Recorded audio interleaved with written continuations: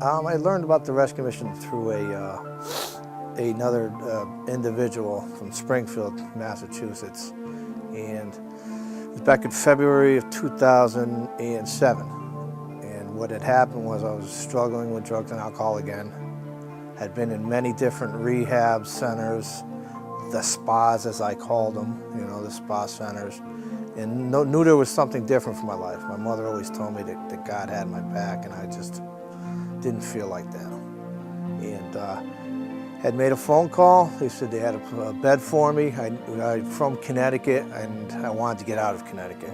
I wanted a change.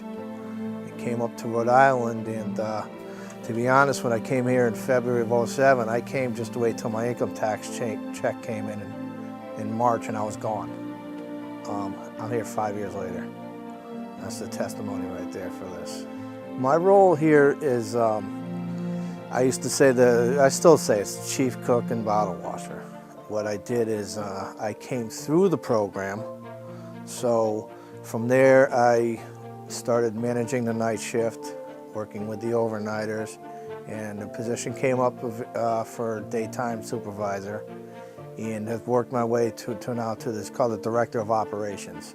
So it's the daily operations to make sure that the men are up, the discipleship program is running the way it should be running, make sure all the facilities are upkept and clean for our guests when they come in at night, and even anybody.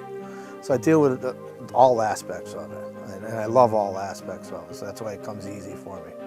I've seen the place grow just immensely since I've been here. We sometimes outgrow ourselves, and us as a staff and the clients need that we go to God for the strength to fulfill the vision, and it's ongoing. That's the only way to describe what the vision is here. It's ongoing. You're coming to know Christ when they walk through the door. We're in the neighborhood where just getting to the door here can be kind of crazy. It's getting cleaned up, but that's why we are where we are. You can see a sigh of relief when people come through the door. It's just a feeling. Even donors that are from somewhere else coming through the doors, and then they go out and they'll tell somebody about the place. And I've had, as far as the evangelizing part, I've had, overnighters, guests that came in that just didn't believe in the Lord, didn't want nothing to do with it. And they've accepted Christ, and some of them have gone home. They've passed on and gone home to Christ. So that's one thing. They see everything that happens here as an example of Christ. It's Christ-like around here. The discipleship program we have here, we offer is it's up to a 12-month program, and we have 8 to 10 people on the program. And when the guys, when you come in, as I did, it was broken down, and what I pass on to the guys that come in the program, don't see it as a long commitment. You're giving a commitment to Christ. He's going to guide you through it. And just to trust in the people that He's putting in your life. Not to, with the discipleship program we have here and the way we set it up is they don't have to own anything in their heads. They have always someone to talk to let things go, lay it on the cross, as they say. And the other thing is, as I'm telling the disciples constantly, is you're doing the ministry field by getting someone a napkin, by making the beds in the morning. You're helping someone sleep, at night.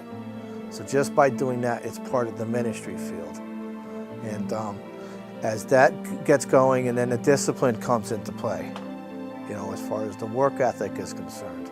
And we instill in them this is for a building tool for you to carry on when you leave here. There's many ways to get involved with the Providence Rescue Mission.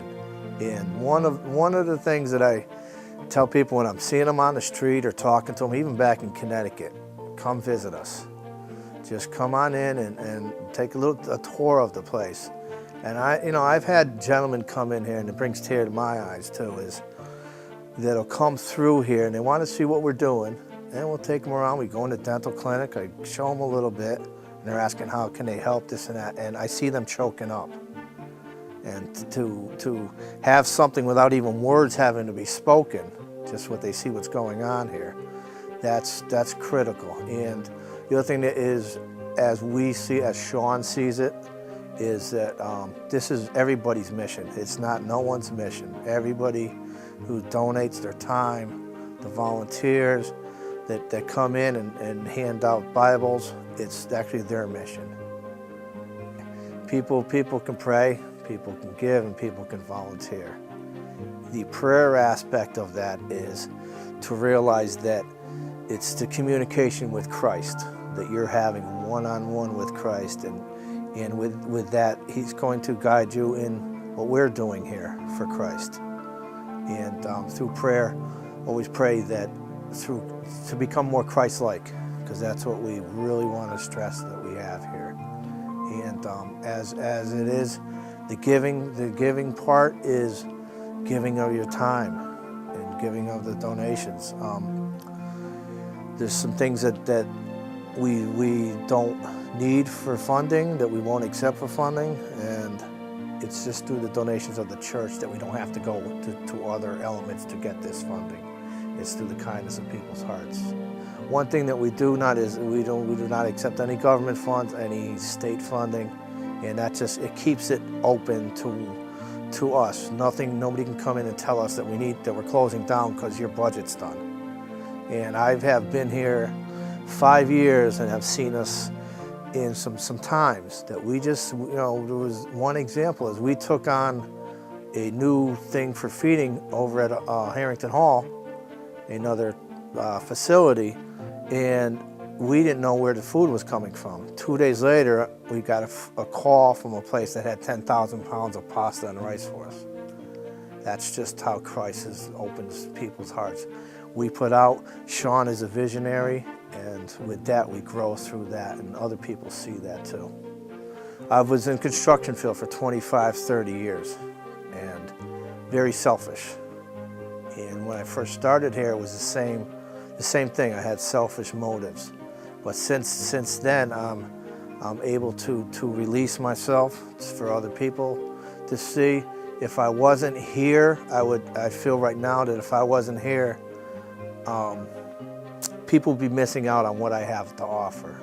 And that's only through the joy that I get coming to work every day. One of the things that really comes to mind is freedom. I got such freedom right now, it's unbelievable. I can go home. When I leave here, and one thing that I always think of in the morning, and I do this every morning when I'm doing my devotions, is I don't have to do certain things today that I used to have to do. It's not what I have to do because I love what I'm doing, it's what I don't have to do to get my drugs and my alcohol. And that keeps me the freedom of what I have there.